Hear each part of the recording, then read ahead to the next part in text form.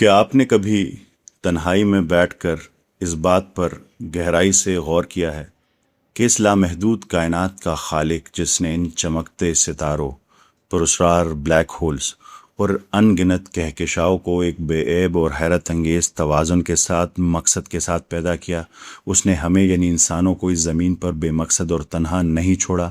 اس رب ذوالجلال نے انسانوں کی رہنمائی کے لیے ہر قوم اور ہر خطے میں اپنے پیغمبر بھیجے، اور پھر ہدایت کا یہ عظیم الشان سلسلہ اپنے پیارے اور آخری رسول حضرت محمد مصطفیٰ صلی اللہ علیہ وآلہ وسلم پر مکمل کر دیا۔ ان تمام انبیاء کرام کا مقصد صرف ایک تھا، آپ کو وہ سیدھا راستہ دکھانا جو آپ کو واپس آپ کے اصل گھر کی طرف لے جائے، اپنے خالق کی پہچان، اور آپ کو جنت کی طرف لے جائے، کہ ایسی ابدی خوشی اور لازوال کامیابی کی طرف جس کا کوئی اختتام نہیں۔ اب ذرا رکیں اور ایک لمحے کے لیے گہرائی سے سوچیں، وہ ہستی جو تمام جہانوں کے لیے رحمت بن کے آئی، جو سلسلہ نبوت کی آخری کڑی ہے۔ جب وہ ہستی اپنا آخری پیغام دے رہی ہو تو اس کے ایک ایک لفظ میں کتنا وزن ہوگا۔ تصور کرے اس خطبے کی اہمیت کا۔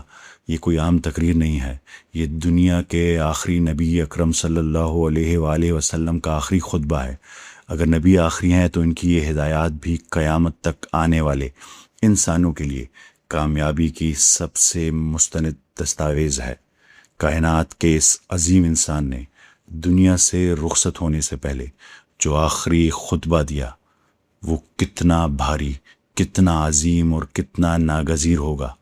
اس خطبے میں ہمارے لیے بالکل واضح اور براہ راست ہدایات موجود ہیں۔ اپنے دل پر ہاتھ رکھ کر خود سے پوچھے، آپ ان میں سے کتنی ہدایات پر سچے دل سے عمل کرتے ہیں، کتنوں کو جانتے ہیں، اور کتنی ہدایات کو آپ اپنی روزمرہ کی زندگی میں فراموش کر چکے ہیں، اور کیوں فراموش کر چکے ہیں؟ تو آج اپنا دل اور دماغ کھول کر تیار ہو جائیں۔ آج ہم اس آخری خطبے کی روشنی میں اپنی زندگی کی ایک مکمل چیک لسٹ بنانے جا رہے ہیں، تاکہ آپ اپنی شخصیت، اپنی روح اور اپنے اعمال کو مکمل طور پر بدل سکیں۔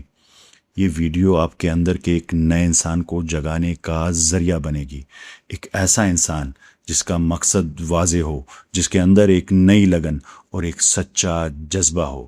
اب تصور کیجیے، میدان عرفات کا سورج چمک رہا ہے، 1.25 صحابہ کرام کا مجمع ہے، اور اللہ کے آخری نبی کریم صلی اللہ علیہ وآلہ وسلم اپنی امت سے مخاطب ہیں۔ اے لوگو، میری بات غور سے سنو، کیونکہ میں نہیں جانتا کہ اس سال کے بعد میں تم سے اس مقام پر دوبارہ مل سکوں گا یا نہیں۔ اے لوگو، بے شک تمہارے خون یعنی جان، تمہارے مال اور تمہاری عزتیں ایک دوسرے پر اسی طرح حرام اور محترم ہے جس طرح تمہارا یہ آج کا دن، یہ مہینہ اور یہ شہر یعنی مکہ محترم ہے۔ سن لو، جاہلیت کے تمام دستور اور خون کے دعوے آج میرے قدموں کے نیچے ہیں، یعنی میں انہیں باطل کرتا ہوں۔ جاہلیت کا سود ختم کر دیا گیا، اور سب سے پہلے میں اپنے خاندان، اپنے چچا عباس بن عبد المطلب کا سود باطل کرتا ہوں، وہ سب کا سب معاف ہے۔ اے لوگو، عورتوں کے معاملے میں اللہ سے ڈرو، تم نے انہیں اللہ کی امان سے لیا ہے، اور اللہ کے کلمے سے ان کے سطر تمہارے لیے حلال ہوئے ہیں۔ ان پر تمہارا حق ہے اور تم پر ان کا حق، ان کے کھانے اور پہناوے کا انتظام تمہارے ذمے ہے۔ اے لوگو، سن لو، تمہارا رب ایک ہے۔ تمام انسان آدم اور حوا سے ہیں، کسی عربی کو اجمی پر، کسی اجمی کو عربی پر، کسی گورے کو کالے پر، اور کسی کالے کو گورے پر کوئی فضیلت حاصل نہیں سوائے تقویٰ کے۔ ہر مسلمان دوسرے مسلمان کا بھائی ہے، اور تمام مسلمان آپس میں بھائی بھائی ہیں۔ کسی شخص کے لیے اپنے بھائی کا مال حلال نہیں، مگر یہ کہ وہ اپنی خوشی سے دے۔ بس اپنے آپ پر ظلم نہ کرنا۔ میں تمہارے درمیان وہ چیز چھوڑے جا رہا ہوں کہ اگر تم اسے مضبوطی سے تھامے رکھو گے تو کبھی گمراہ نہیں ہوگے، اور وہ ہے اللہ تعالیٰ کی کتاب یعنی قرآن کریم اور اس کے نبی کی سنت۔ اے لوگو، میرے بعد کوئی نبی نہیں آنے والا، اور نہ تمہارے بعد کوئی امت پیدا ہونے والی ہے۔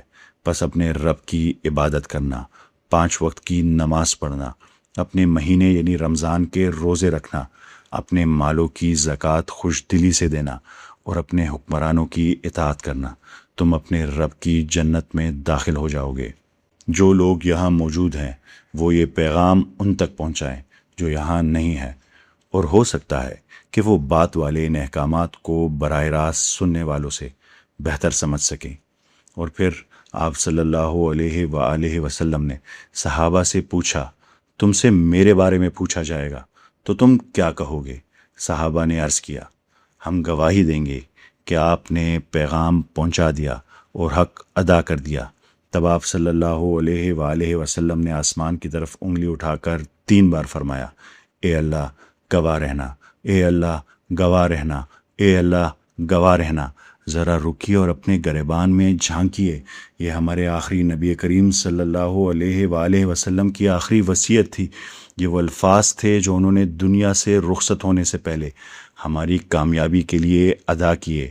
آج خود سے سوال کیجئے، کیا آج ہم نے واقعی ایک دوسرے کی جان، مال اور عزت کو محترم سمجھا ہوا ہے، یا ہم چھوٹی چھوٹی باتوں پر ایک دوسرے کی جان لے رہے ہیں اور عزتیں اچھال رہے ہیں؟